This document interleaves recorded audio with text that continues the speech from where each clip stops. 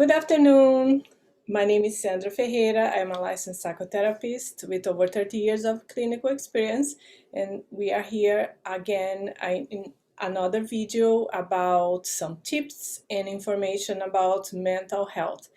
You're welcome to subscribe to my YouTube channel, Psychologist PSY KOLOGYZ,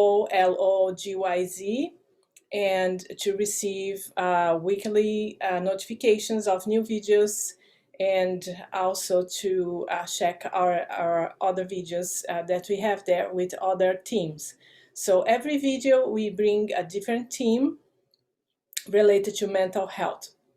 Today we are continuing on our series about women's mental health, women's health and mental health. Physical and mental health are obviously interrelated, even though sometimes people don't associate physical problems with emotional issues or stress or anything like that.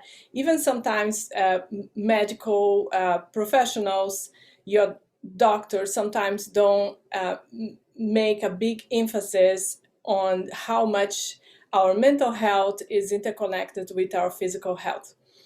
But my approach is holistic, so I always like to emphasize and remind people of this reality, and I see this every single day in my office, how much mental health is interrelated to our physical health. So today our team is about, we are going to talk about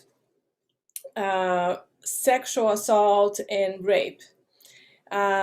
This whole culture of rape culture that we have still prevailing, even though we have a lot of progresses made in our society related to women's health and women's civil rights, and the understanding of all those issues and how much those things implicate in everybody's well-being.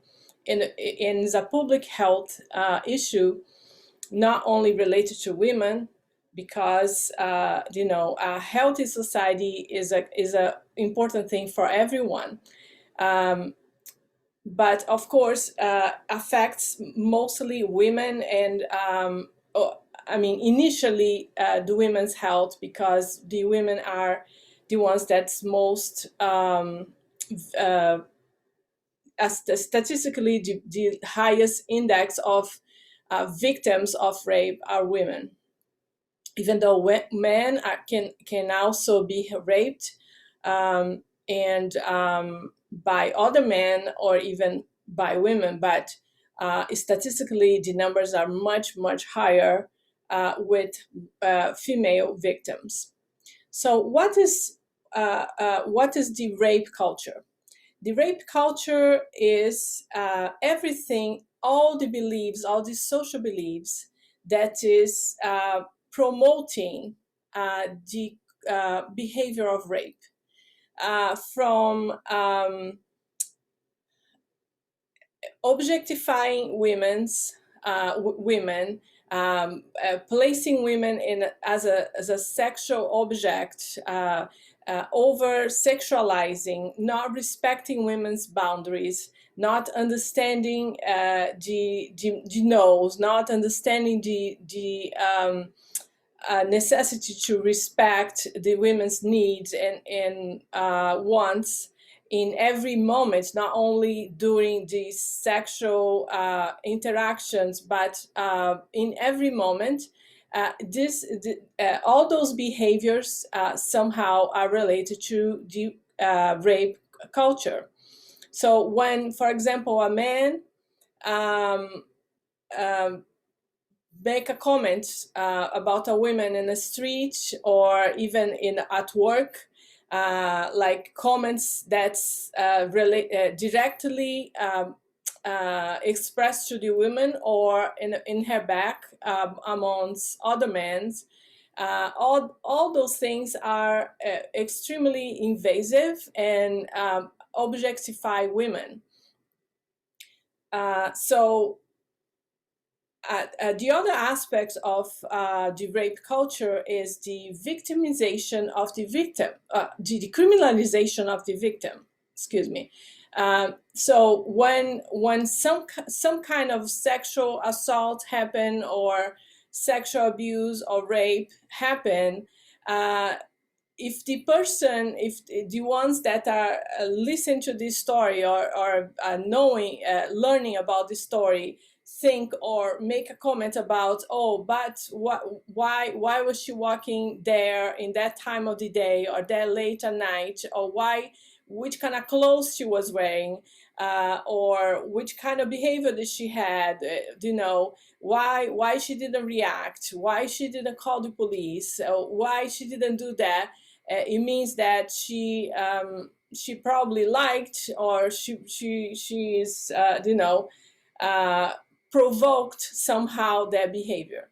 So this is a very common belief, and a very common attitude, distortion of the reality. Because if you think about any kind of aggression, nothing justify aggression, nothing justify one individual disrespecting the other's needs and wants.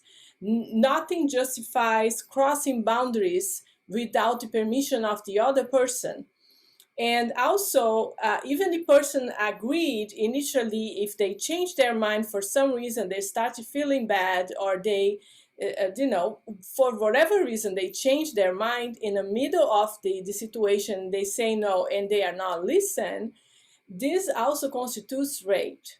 So there's even rape that happens inside of the marriage. So the fact that the person is married doesn't allow them to disrespect the other person.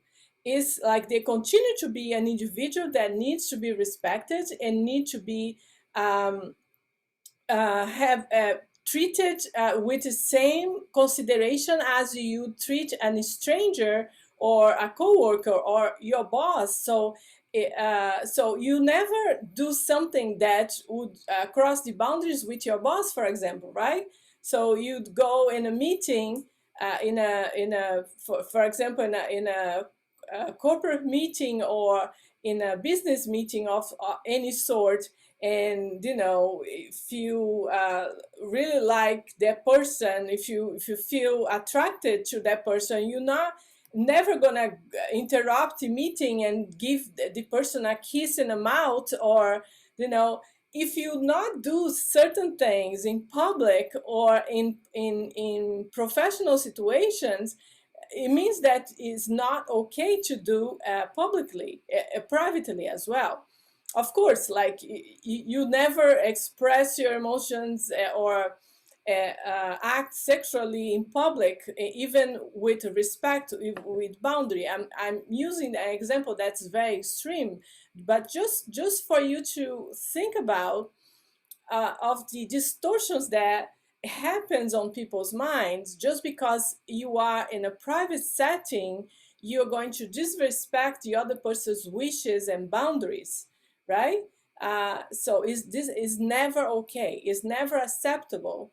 And because for you, maybe for the aggressor, may not be a big deal to do that. Oh, she was liking at first. She was like laughing. She was smiling, and then all of a sudden she said no. And I don't think it's a big deal, because I think in fact she really wanted. She was just making a little game or something.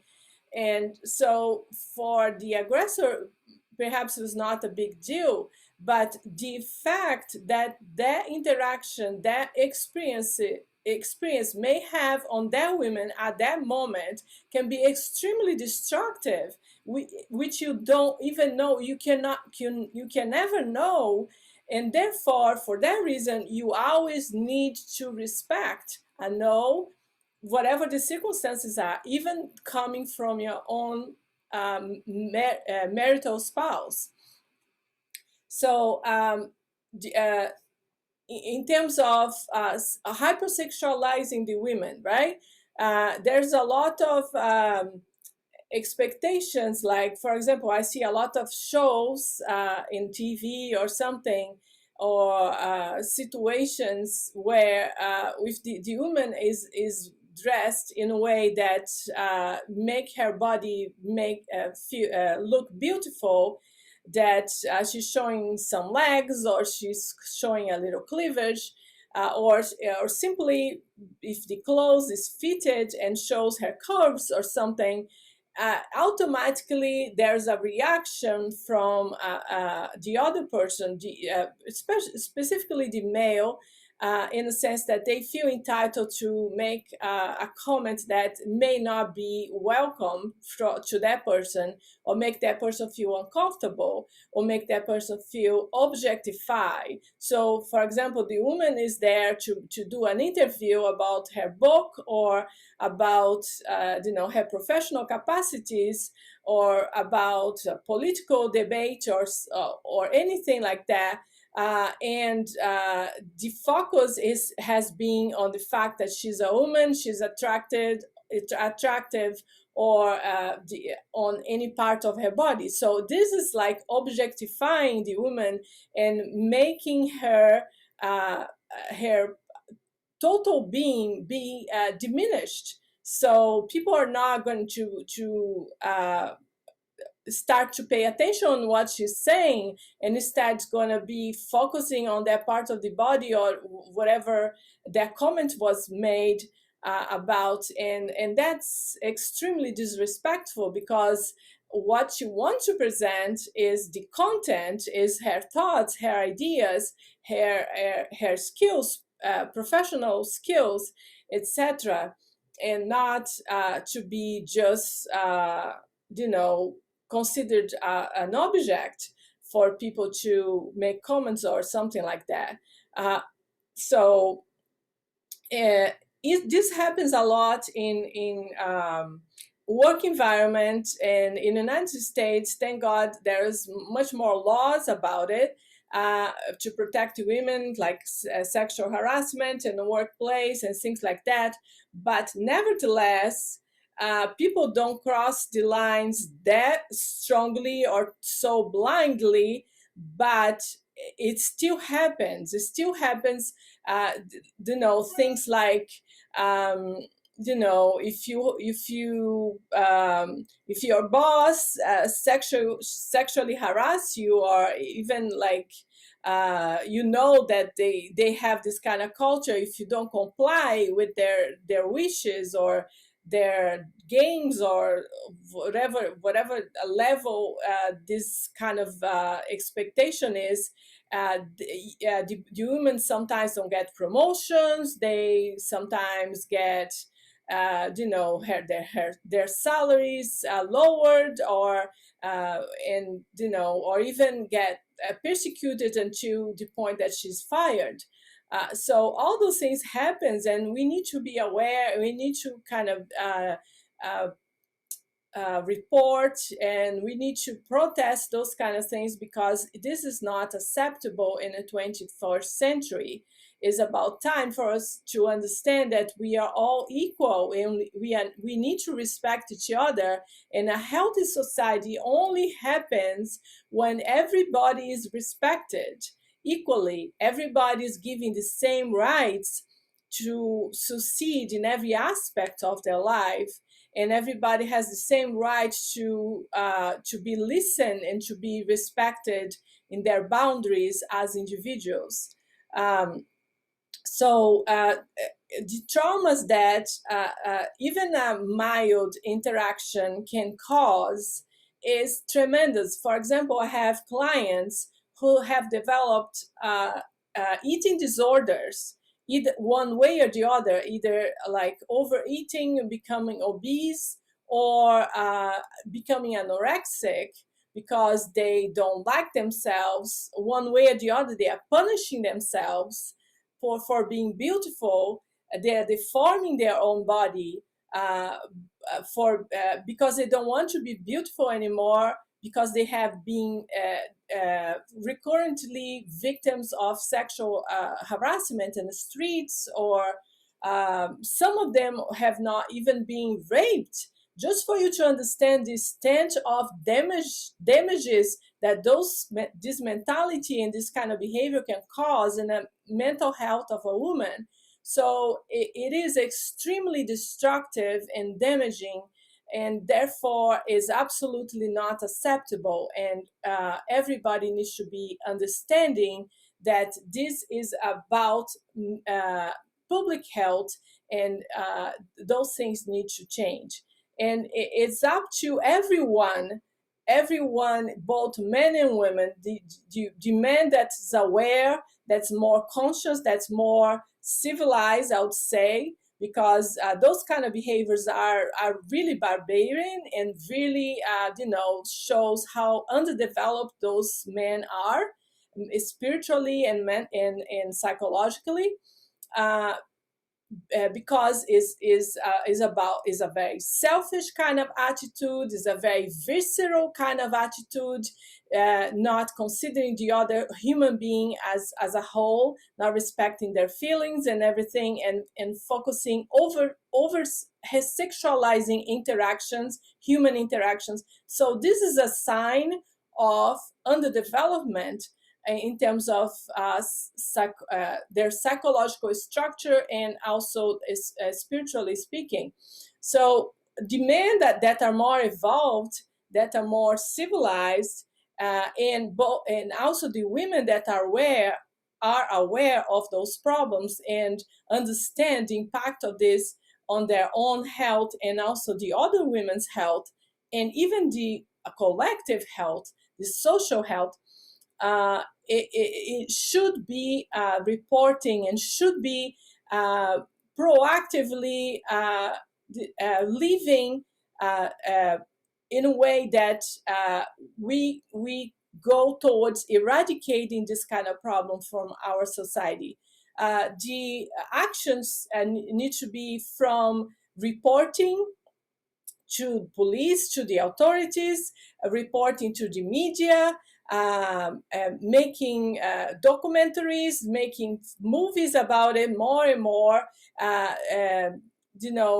even posting on social media things that you have been a victim of, and reporting things. Social media is being a good way to make things democratic, to everybody to expose their problems without being needing the approval or the politics of such specific channels or TVs or something, which we know that sometimes it happens. Sometimes they do have their own agenda.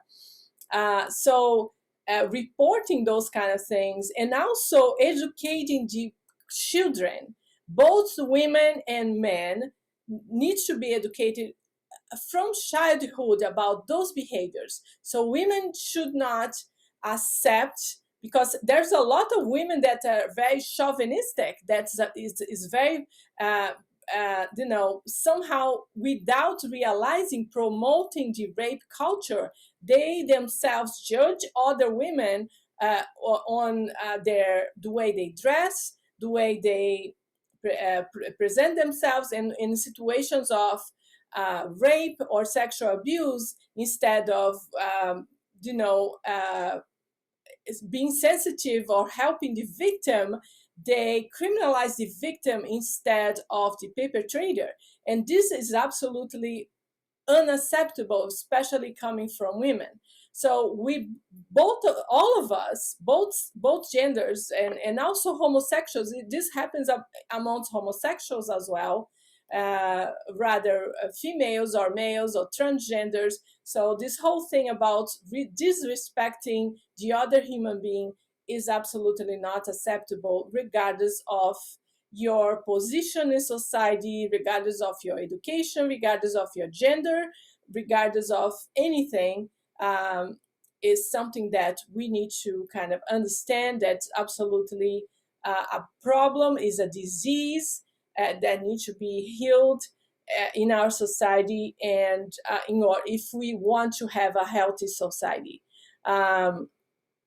Because it really affects families and relationships. It affects increases the number of violence, the amount of violence in society, and creates people that are unbalanced, mentally unbalanced. So this is a bigger problem than people realize, that doesn't affect only women, affects everyone. So if you would like, you are welcome to post like comments on this video. You're welcome to contact me through my website, and if you'd like to schedule an appointment, or want me to present a lecture or of any workshop of some sort, you're welcome to contact me, and I'll be happy to work with you to spread the word and promote a healthier society. So thank you very much for your time, for your audience, and I'll see you next week with another theme related to mental health. Thank you very much, and have a wonderful day.